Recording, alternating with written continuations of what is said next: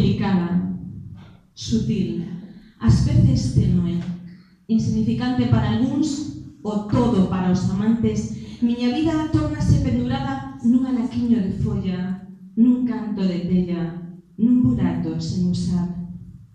E aquí espero, teimuda, a miña transformación, o meu camiño ao aire, a miña paleta de cores, a miña fragilidade.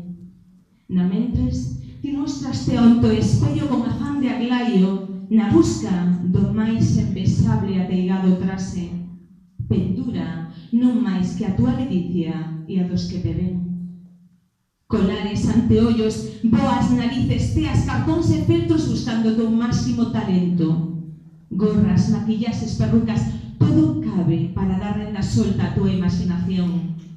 Asombro, enseño, mofa, ás veces máscara impostora do que nunca pensara ser.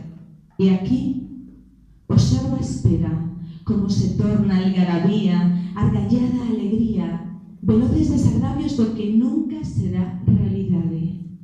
Eu son metamorfose silenciosa, ti, homenaxe fugaz do que desexaría ser.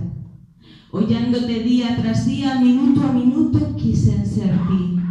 Vinme arrastrada polos meus pensamentos e desexei o teu bo augurio, o que representas para vivos e mortos, o que a túa cor grita en supersticións ata o punto de crer a tradición popular. O bater das asas bolboretas poden crear un tsunami ao outro lado do mundo. É que me impreguei tanto que escorreguei a razón, superando todas as crenzas deste sublime ser. Transformare. Ovo, larva, pupa, estou a voar.